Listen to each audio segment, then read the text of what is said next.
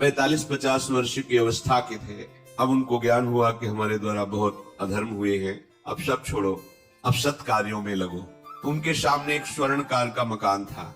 वो बहुत ही कपटपूर्ण व्यवहार करता था। भोले भाले लोगों को असली स्वर्ण लेकर के, केवल स्वर्ण का लेप करके अलंकार बेचता। अगर कोई जानता तो कुछ राज कर्मचारियों को अपने लेदे के अधीन किए हुए था और उसको कुछ नहीं होता। तो जो राज कर्मचारी उसके रहस्य को जानते थे वो रात में ड्यूटी देते थे। उन लोगों ने सोचा कि इतना धन इसने इकट्ठा किया है, अगर हम इसको मार देते हैं और इसका स्वर्ण ले लेते हैं तो कोई रिपोर्ट करने वाला भी नहीं होगा, हम बहुत धनी हो जाएंगे। अधर्माचरण करने वाला कभी सुखी नहीं हो सकता। स्वर्णकार अधर्म आचरण कर रहा था तो उसके अधर्म आचरण में सम्मिलित होने वाले राज कर्मचारियों ने उसे मार दिया। उसका स्वर्ण ले लिया, धन ले लिया और उसे बॉक्स में बंद करके वो निकल ही रहे थे कि वो जो धर्म पे चलना ठाना था उन्होंने देख लिया। बाहर निकले, उनका ये क्या है? अब वो तो फंस गए क्योंकि बॉक्स में उसकी लाश थी और सब बैग झोला में स्वर्णाभूषण धन था। उन्होंने तुरंत उसको कहा, आवाज मत दीजिएगा, देखो हम तुम्हें हिस्सा दे देंगे। ये जो धन हमारे पास है इसको हम 3 हिस्से में बांट लेंगे और इसको हम नष्ट कर देते हैं, कोई जानेगा नहीं, हम राज कर्मचारी हैं, किसी तरह का फसाव नहीं होगा। उन्होंने कहा, ये मैं अधर्म का कार्य नहीं कर सकता, मैं तो अब हल्ला मचाऊंगा, सबको बुलाऊंगा और बताऊंगा कि तुमने इसकी हत्या की है और इसका धन अपहरण कर रहे थे। अब राज कर्मचारी, उन्होंने सोचा हमारी ड्यूटी भी जाएगी, धन भी जाएगा, सजा भी मिलेगी। दोनों ने इशारे में ही बात कर ली और हल्ला मचा के दौड़ पड़े, पकड़ो इसे, पकड़ो, जाने ना पाए। उसे पकड़ लिया, लोग इकट्ठा हुए, क्या हुआ? देखो ये धन अपहरण करके जा रहा था, इसकी हत्या कर दी। तो हम लोग गश्त लगा रहे थे तो हमें शंका हुई, आए तो देखा ये पकड़ा गया। जो धर्म से चल रहा था उसको पकड़ लिया।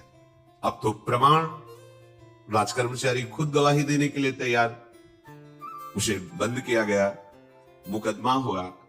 वो बार बार जज के सामने यही कहता था, जिसकी कसम खाओ हम कसम खा लेते हैं, हमने बिल्कुल ये कार्य नहीं किया, ये लोग ये कार्य कर रहे थे, हमने इनको रोका तो इन्होंने मुझे साझेदारी के लिए, पर मैंने वो स्वीकार नहीं किया तो फिर इन्होंने ऐसा किया। पर उसकी कौन बात माने? राज कर्मचारी गवाही, मुकदमा लंबा खिंचा, उसे जेल में रखा गया। हर बार आके वो यही प्रार्थना करता, कई वर्ष तक चलता रहता मुकदमा, जेल का उसे बड़ा कष्ट भोगना पड़ता। वो विचार करता कि मैं अगर हिस्सा ले लेता तो बच जाता, लेकिन धर्म से चल रहा था तो देखो मुझे कष्ट भोगना पड़ा। मुझे लगता है भगवान के दरबार में न्याय नहीं है, धर्म रक्षा नहीं करता, ऐसा लगता है।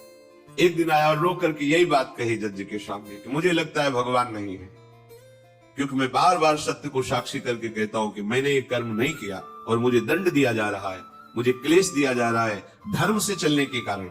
अगर मैं सम्मिलित हो जाता तो मुझे तीसरा हिस्सा मिलता और बिल्कुल बात शांत होती। ये क्या धर्म है, कहां भगवान है? जज ने इस पर गौर किया। कई वर्ष वो जेल भोगता रहा, मुकदमा चलता रहा। तब जज ने गौर किया कि बार बार ये कहता है इसकी जांच की जाए, तो हत्याकांड होते ही रहते हैं। एक शव आया वहां, जज ने मंगवाया था, जो पोस्टमार्टम के लिए जाता है, मंगवाया और कहा देखो इसका कोई नहीं है, अंतिम संस्कार के लिए अपने ही लोगों को जाना है।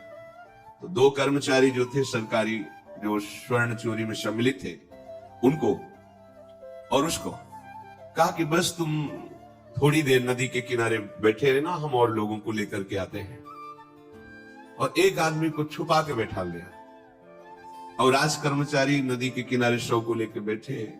उसको देखा जिसको बहुत कष्ट दिया जा रहा था, सारा आरोप उसके ऊपर था, जो धर्म से चल रहा था। उसे कहा माना नहीं ना, अगर मान लेता तो तीसरा हिस्सा भी मिल जाता, बात वही खत्म हो जाती। देखा, फंसा दिया, तेरे को आजीवन कारावास मिलेगा, कोई नहीं बचा सकता तेरे को। मेरी बात नहीं मानी, कह रहा था हल्ला मचाऊंगा, ऐसा वैसा, अब भोग। तो जज के द्वारा जो एकांत में बैठाला हुआ आदमी था उसने पूरी बात सुनी, इसीलिए ये नाटक रचा गया था। तीनों को बुलाया और कहा तुम निर्दोष हो उस धर्मात्मा से, स्वयं इनकी आवाज से हमने सुना ये कह रहे थे जो तुम बात कह रहे थे। तो उसने कहा कि ये तो ठीक है, अब निर्णय ठीक कर दिया, लेकिन आप कई वर्षों से मैं दंड भोग रहा था, ये कौन सा न्याय है? किस अपराध के कारण? मैं तो धर्म से चल रहा था, इसमें किंचन मात्र मेरा कोई अपराध नहीं था। ये कई वर्ष से मैं सजा क्यों भोग रहा था? बार बार प्रताड़ना, नाना प्रकार के कष्ट क्यों भोगा मैं? जज ने कहा तुम हृदय को साक्षी करके बताओ, क्या कोई ऐसा अपराध किया है जिसका प्रकाश ना हुआ हो और तुम्हें दंड ना मिला हो? हम अब उसका कोई दंड थोड़ी तुम्हें देंगे, लेकिन तुम्हारे अंदर जो भगवान के प्रति आरोप है उसका निराकरण हो जाएगा। उसने कहा हाँ, यौवन अवस्था में मैंने किसी स्त्री को ऐसा ऐसा, और वो विरोध करने पर भी उसे मार दिया और आज तक बात कोई प्रकाशित नहीं हुई। तो बोले फिर भगवान को क्यों दोष देते हो? वो कर्म तुम्हारा दंड अगर मिल जाता तो नष्ट हो जाता, वो कर्म सुरक्षित है। उसी कर्म ने तुम्हें यहां अधर्म ना होने पर भी फंसाया और देखो तुम्हें भोगना पड़ा। तो निश्चित समझो, यदि आप अधर्म के द्वारा कोई भी सुख साधन करेंगे तो आप नष्ट होंगे। अधर्म के द्वारा आप धन आदि छीनना चाहेंगे तो आप नष्ट होंगे। अधर्म कर दिया है और उसका प्रायश्चित नहीं हुआ तो वो कर्म सुरक्षित है। ऐसी जगह फंसाएगा जहां 100% आपने कोई अपराध नहीं किया पर आपको उसका दंड भोगना पड़ेगा। फिर आपको लगेगा कि न्याय में अन्याय हो रहा है, कोई भगवान नहीं है। देखो मैंने बिल्कुल कसम खा के कहता हूं पाप नहीं किया, पर ये पाप का जो आरोप लगा वो पूर्व पाप आकर के तुम्हें दंडित कर रहा है। अब इस कर्म विधान को ये बहिर्मुख लोग क्या जानते हैं? तभी कहते हैं कहां भगवान, कैसे भगवान? आज तुम धर्म से चल रहे हो, लेकिन कल तुमने जो कर्म किया तो तुम शरणागत होकर भजन के द्वारा उसको नष्ट नहीं किया ना, तो सुरक्षित है। अवश्य में भोक्तव्यम कृतम कर्म शुभाशुभम। इसलिए श्री भगवान आदेश कर रहे हैं, यज्ञार्थात् कर्मणोन्यत्र लोकोयम कर्म बंधनः तदर्थम कर्म कौन्ते मुक्त संगः समाचर। मुक्त हो जाओगे, न काम तुम्हें अधीन कर पाएगा, न पाप अधीन कर पाएगा, परमानंद में डूब जाओगे। केवल प्रभु के लिए कर्म करो।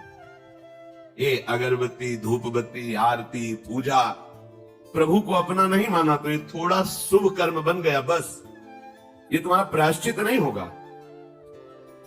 जो तुमने अधर्माचरण के अगरबत्ती धूप बत्ती से खत्म होने वाले नहीं है, उनके लिए तुम्हें नाम जप करना पड़ेगा, नाम कीर्तन करना पड़ेगा।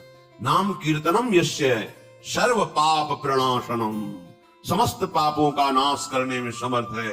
राधा राधा राधा, कृष्ण कृष्ण कृष्ण, गोविंद गोविंद गोविंद।